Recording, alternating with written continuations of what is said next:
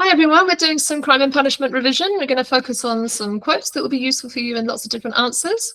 So we have got the first one on the left is the sheep and the goats. So we said, whatever you did to the least of my brothers, you did for me. It could be corporal punishment. We shouldn't be harming the least. But even more specifically, yeah, you're right, Amir. One of the things that Jesus says that the sheep do is visit people in prison. But there's another way you can use it, which is heal the sick. When I was sick, you healed me.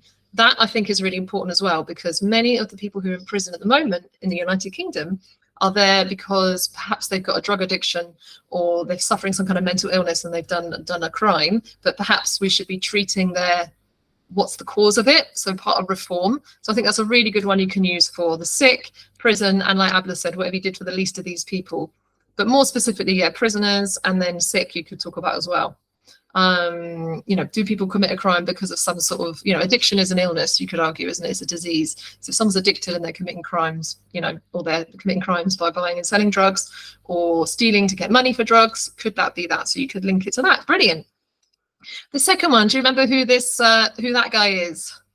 If I told you his name was Rod Stewart, who can give me a quote?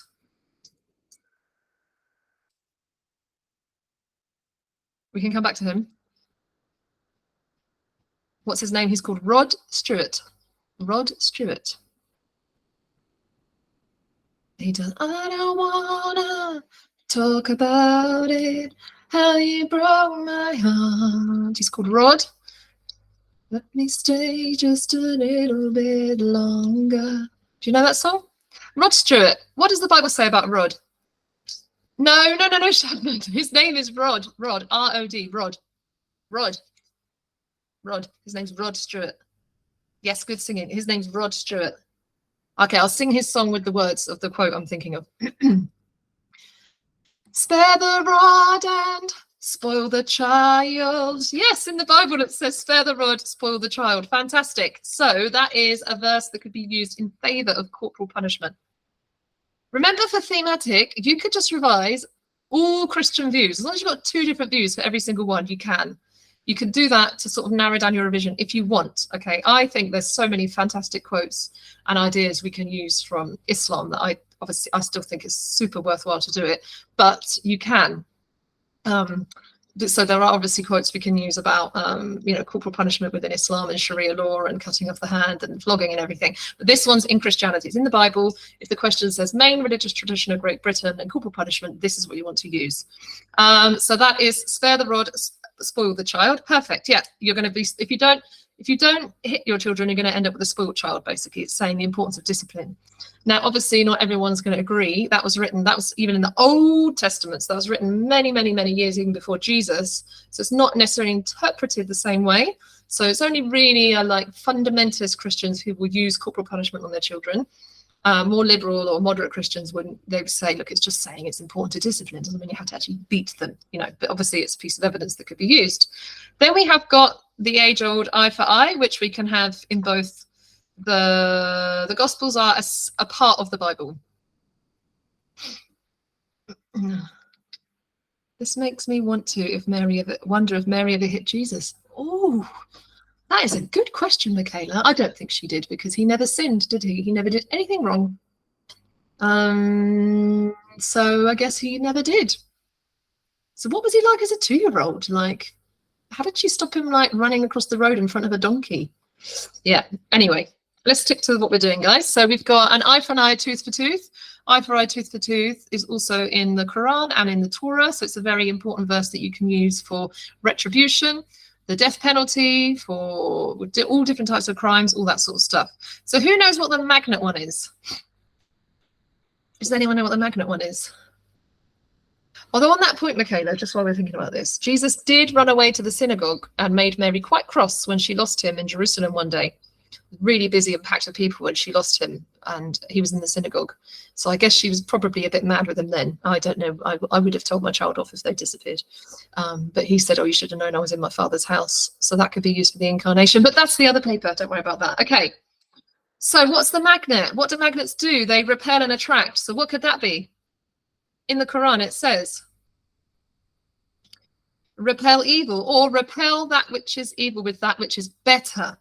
Yes, brilliant, Abla. So repel what is evil. So it's like 2 wrongs don't make a right. Yeah.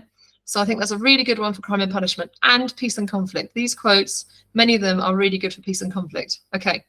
Abla is the quote dictionary. She most definitely is. She is the QuranOnline.com. Yes. Then what about the stones? Anybody? There's a few things you can use for stones. So stoning can be a form of punishment for adultery that's talked about in the Bible and the Quran. But what about the story where Jesus is with there's a woman caught in adultery, which was a crime at that time, but isn't now in modern society, in our country anyway. What about the woman who was caught in adultery? Who remembers what happened with her? Does anyone remember? So Jesus, a woman who's caught in adultery, is brought to Jesus, and the leaders of the law say, are you going to stone her to death? Because that was what should happen, because that was the Jewish scriptures, and he's a good Jewish man. But that means he's going to be like doing the death penalty in front of everyone. And he instead draws on the ground and says, whoever hasn't sinned can cast the first stone. So that's a really good one about who has the right, that could be used against the death penalty to say he didn't use the death penalty, could be, and then he says, go and sin no more to her. So he's talking about reform, forgiveness, compassion and love. And you could say it's against the death penalty because he had the opportunity to use the death penalty and he didn't. But you could possibly say, yeah, and he had the opportunity to tell everybody, look, everyone, we're not going to have the death penalty anymore. And he didn't. He didn't say, let's not do the death penalty. So some people might argue he's not directly speaking against the death penalty there, is he? But it's a really good one for reform, death penalty, and you could even use it in marriage and family as well, couldn't you? Because she was caught in adultery. And you could use it to say it's her who's caught in adultery. Obviously, it takes two to tango. So why is it a woman who's dragged up and blamed by society and he shows her compassion? So there's lots of layers to that story. And then here we've got a baby with some lovely chubby cheeks. In fictional books, it says babies are super cute. It does, but what does it say in the Bible? What did Jesus say about your cheeks? If I'm slapped on one cheek, what should I do? Turn the other cheek. Yep. So if someone slaps you on one cheek, turn on the other cheek. So there is about not doing retribution, maybe not doing retaliation. So you can use that in crime and punishment, but also, of course, in peace and conflict as well. So there's 6 things I think you could use in both. But a lot of the quotes are going to be similar across the two. So what about some quotes here then? Who can fill in some of the gaps? Did he ever get slapped? He did get slapped. He did get killed on the cross, Christians believed. Flogged, beaten, and hung on a cross, and he didn't fight back. Eye for an eye, life for life. Fantastic in the Bible. Remember that's not Jesus who said that. Jesus said the old law is an eye for an eye, but I say whoever slaps you on one cheek, turn the other cheek, basically. And he said, yeah, I know, Tasneem, I know, I feel that way too.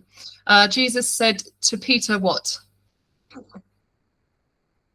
Jesus said to Peter, Peter, do something to your sword. What did he say Peter had to do?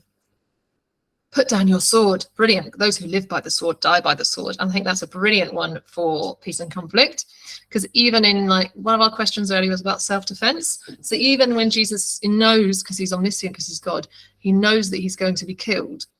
So even in that self-defense moment, he doesn't allow Peter to fight for him. So I think you could use that.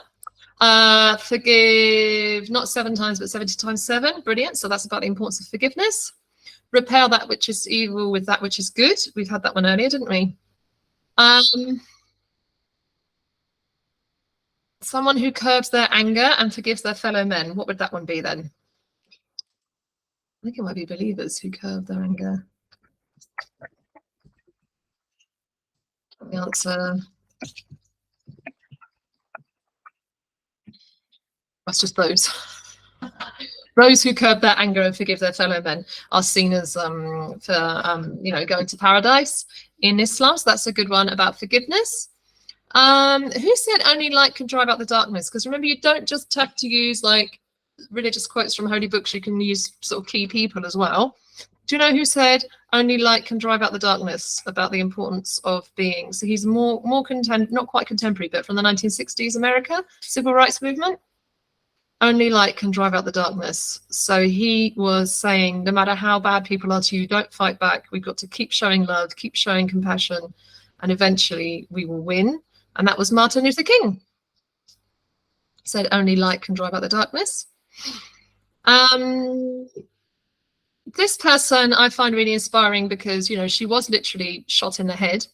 And when asked about what she wanted to say to the people, she said, if I saw a Talib, I'd say I want education for your daughters too. And I think that's just she shows a real compassion and sort of forgiveness towards the people who've harmed her. And who said an eye for an eye turns the whole world blind? Because this is something that because this is something I read often in my exams, is people saying Jesus said an eye for an eye turns the whole world blind when he didn't, or people saying Jesus says eye for eye, tooth for tooth, therefore we should use the death penalty. Are you meant to know these? I thought I'd done them with you a while ago. If you don't know them, maybe just go back over the recording and see them, or I can put the answers on. I think we did them a while ago together. They're things that I think can be useful to you. Yeah, you could say, as Gandhi said, an eye for an eye turns the whole world blind. Yeah, he's seen as a valid sort of, so it doesn't just have to be the Bible and the Quran. It's like sources of authority. So you can have the Pope, you can have, Martin Luther King, Gandhi, things like that. Yeah. Do you want to have a go at these ones? And then we can do a quick quiz. And then I wanted to still do that essay planning. What about marriage and family? It is for this reason, man shall leave his family and what was it? Who can remember? Oh, what God has joined together, no man can separate. Fantastic. Do not commit adultery is where in the Bible? Do not commit adultery. I think that's the end of it, isn't it? Do not commit adultery. Yeah. Of what's the authority over man? I do not permit a woman to have authority over a man. Good. It's for this reason, man shall leave his family and be joined with his wife. Good. Wives, submit to your who? Husbands. Good. You have rights over your women and your, who knows that one? You have rights over your women and your women have rights over you. Brilliant. That's in the hadith. And then this one here, for it is better to marry than burn with lust, basically. Better to marry than burn with lust, or to, burn with lust. I do not permit a woman to have authority. We've done that one. All the lawful things, divorce is the most hated. And the story of Lot and Lut is interpreted, we could say, differently, or is interpreted to be against homosexuality. Brilliant. Okay. Last lot of quotes then. For existence of God. God said, let there be light. Where is that written in the Bible? In Genesis. Fantastic. So that's the creation story. You could use that for Big Bang Theory. You could use it for creation, science, religion. On the third day, what? Jesus. What happened to Jesus? He rose again. Fantastic. So that can be about the nature of God, omnipotence of God. Do not overcome evil, but overcome evil with good. That's about the problem of evil again, which guess we haven't talked about yet this morning, the problem of evil. So it's like this idea that, yes, suffering is going to happen to you, but you need to be better and do good. We shall test you with, who knows that one? Fear and hunger. Abla, you're going to give someone else a chance? Or is it just you and me on here now? I love those lols. Is it lol or is it someone like praising the Lord like that? Okay, the story of Job or Ayub we can use to do with evil and suffering, or Job he's called, but you might know as Job. We can use it about evil and suffering because God allows the devil to test him. So we know that suffering is sort of either part of God's plan or it's done with God's permission. The word something in the Bible could mean day or period of time. I know you know this, Abla, because we did that in class together. So a little bit like the murder, kill Hebrew issue that we talked about earlier. This one, it could mean different things. It could mean day or a period of time. It's actually, it starts with a Y. Are you just helping them out or you can't remember the rest? Oh, you know it. You're just giving them a clue. Thanks, Abla. Anyone? I don't know if they covered it in their lessons. So it's yom, Y-O-M, yom, yom. So yom, but you don't need to know that word. But a bit like what you said earlier with kill and murder being translated differently. So the Ten Commandments says do not kill or do not murder, and obviously depending how you translate it, it's going to have an impact. Yom, Y-O-M, Yom, sorry, not Tom, Yom, Abra got it right. The same thing, the Bible, in Genesis it uses this word Yom, and for some people that means 24 hours, so it's a day, and others it would be a period of time. So obviously that has an impact as to whether it conflicts with evolution or not, and the Big Bang Theory, because it could be periods of time. So some scholars would say it's periods of time and not exact days, because it's from the Hebrew. Verily, there are signs in the alternation of the day and the night for those who consider them, or those who have reason is sometimes translated as. So using reason, that's a good one for general revelation. Oh, my Lord, increase me in what? Some of you might say that before the exam, hey? I love that, Hadith. Knowledge, fantastic, Abla. His eternal power and divine nature have been clearly seen, being understood through what he has, what has been what has been created. So through God's creation we can understand more about God's nature. Mary to St. Bernadette, this was an example of special revelation. Was Mary to St. Bernadette said, I do not promise you happiness in this life but the next.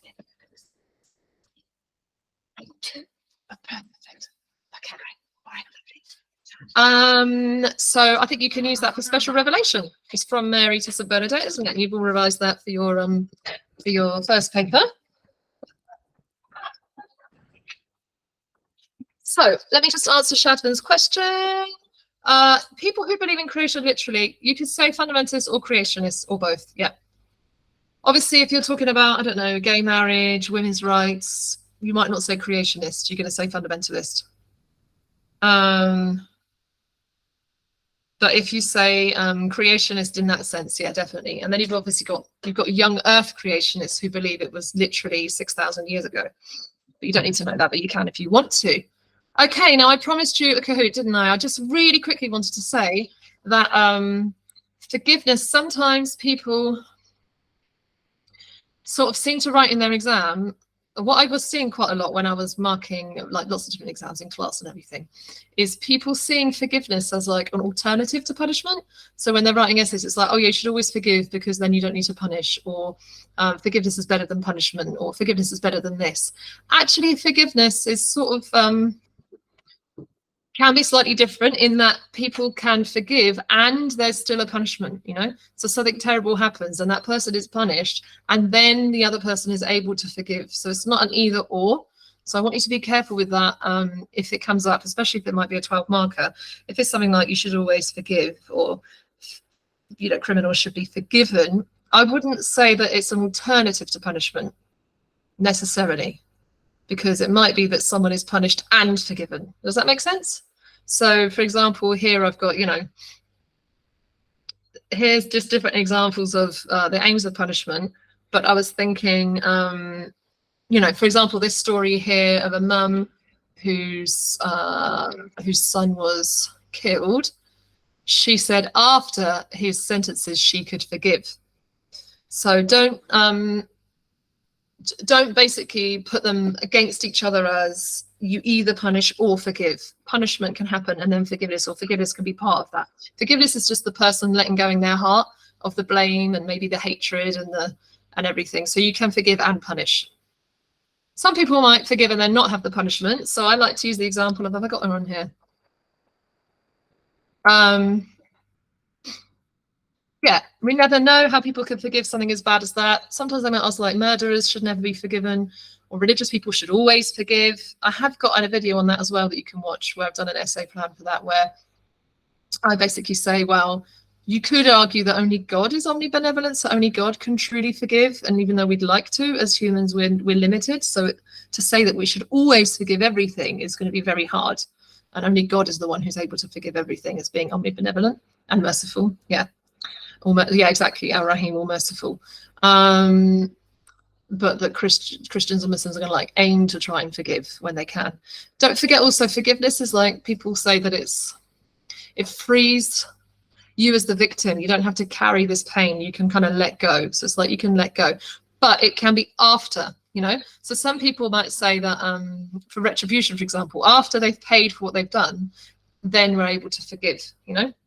Or sometimes if someone's been changed, so sometimes part of reform is a part of this, where you might meet the victim and talk to them, and you have to think about what you did and how much you harmed them, and you change as a person, and then you meet them again later and they're able to forgive when they see that you've changed and you've learned your lesson. Yeah. They feel that, yeah, exactly. So I just wanted to like highlight that. I mean, sometimes you could say sometimes people are forgiven and they're not, like, for example, the death penalty isn't given. They say, I'm going to forgive them, please don't give them the death penalty. So we had that in Iran with a woman called, you could just say an Iranian mother who stopped her son's killer getting the death penalty because she said she wanted to forgive him. So sometimes it will stop a punishment, but generally don't put them against each other, basically, because that's what I was reading. And I think it's more like, if the question is retribution is the best thing or the best aim of punishment, don't put it against forgiveness. You put it against reform, or you put it against deterrence, basically. That's what I wanted to say. Okay. So stick to the theories. If it asks deterrence, then that. If it asks forgiveness, exactly. Right. So shall we do a Kahoot at least to finish us off for today then? Let me find one. And I wanted to do a break the law thing, didn't I? Let me just log in and find it here. And if you're happy to stay on for a bit longer, we can. I'll just get in the Kahoot, and then which one should we do? Let's think. I've got my son knocking the door now. Okay. Right, let me see. What would be a good one? Just give me a minute, everyone. I'm going to find one we've done before. Existence of God.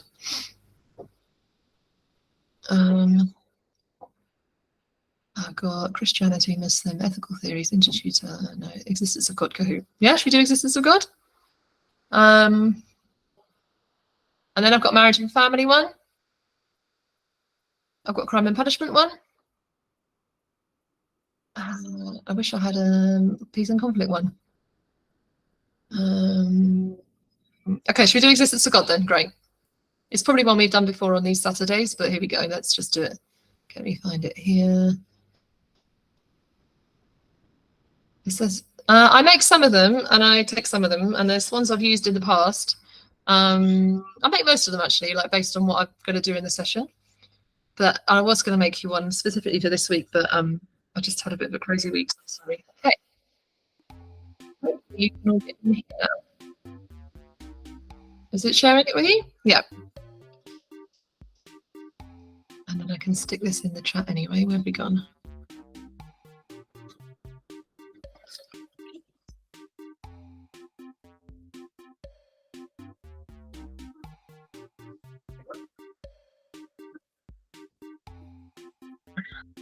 I will stop the recording, actually. You don't need to have this recording, do we? Okay, so that's the recording finished. Whilst we play a Kahoot to finish us on.